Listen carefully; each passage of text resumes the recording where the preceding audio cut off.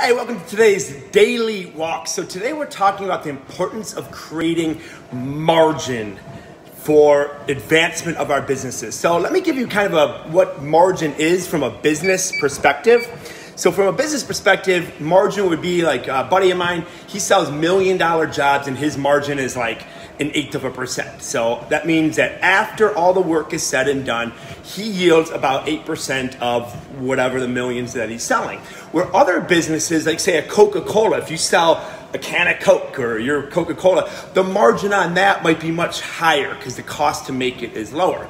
So in business, we kind of get the understanding like we want to have a good margin for our product. This margin particularly applies to products, but it applies to services too. So let's kind of flip the script because that's not necessarily what we're talking about today as far as margin goes. We're talking about how creating margin in our life makes us more productive. So I'll give you an example. The first time that my coach put me in the 400-meter dash, I was a 100-meter sprinter, okay, in high school. I ran the 1 and the 2. Well, once they put me in for the 4. Okay, because the 400 is pretty much a sprint. So I'm just killing it. The first 100 meters, I'm smashing. As a matter of fact, I'm like, why did he not have me run this more? I was very successful as a 100 meter. Then I get to the 200. I'm way ahead of the competition. And I'm just like, yeah, man. I get to the 275, 250, 300, and a bear just jumps on me. I lose it. I am done. So all of these people that were kind of holding back, they are just like, I took dead last. I took dead last by like 50 meters. I puked my brains out, and that was it. So that is kind of a really good example of those other runners creating margin in their race for success in the long run, and me not creating not creating margin.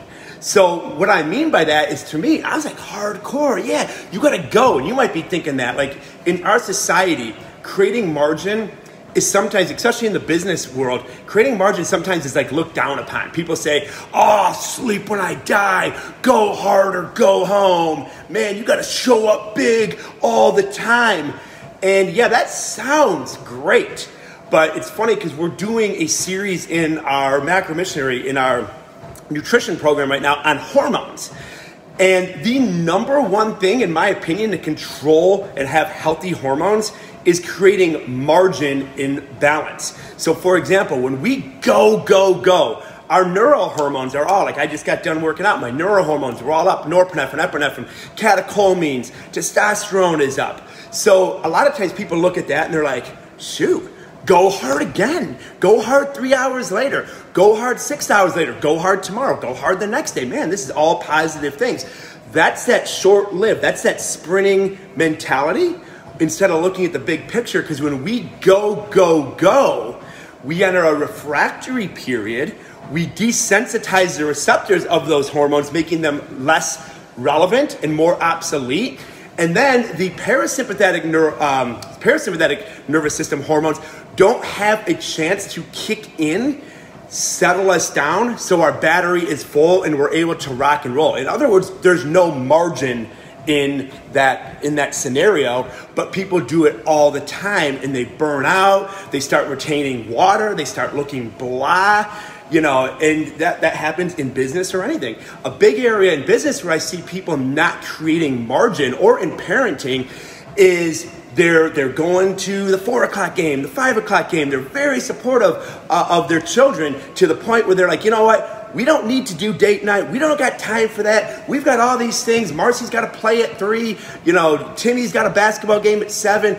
All important things. But then the relationship goes down, and kids are very perceptive. They see that. So now the energy and the fuel of the team, the leadership in the family, the head coach and the second head coach, the husband and wife, that isn't sound. So now who's coaching the athletes? Who's coaching the kids? They're getting subpar coaching because the coaches are not at end. You're not going to have a championship Super Bowl team if the two coaches, the assistant coach and the head coach, are constantly fighting.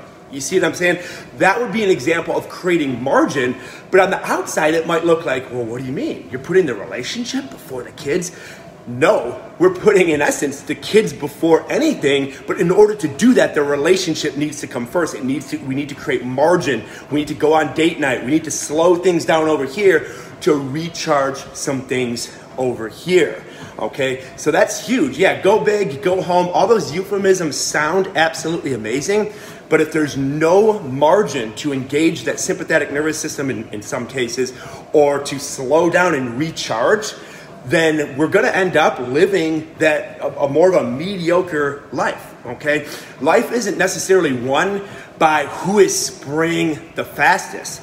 It's, yes, you're going to go through seasons in life. Speed is king, particularly in business. Speed is king in a lot of areas of life, but you have to recharge to allow for that speed to go. Okay, speed is king for short bursts at a time. Then you create margin in your life. You settle it down. You recharge, okay? Kind of like a great example of margin is if you go to like the Indy 500, those cars have to pull over, stop the race altogether, rechange their tires, and I'm not a NASCAR guy, but do whatever else they need to do for that car so we can get back on the track and whip some butt, okay?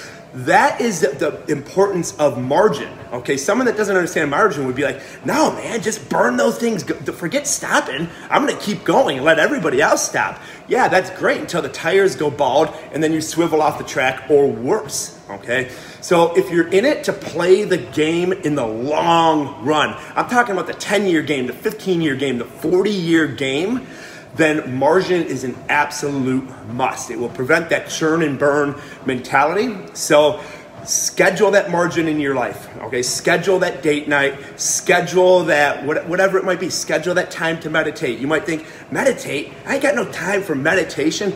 Schedule it, and you don't have time not to, okay? Now that's just an example. Schedule that workout, whatever it is that you need to do to create margin.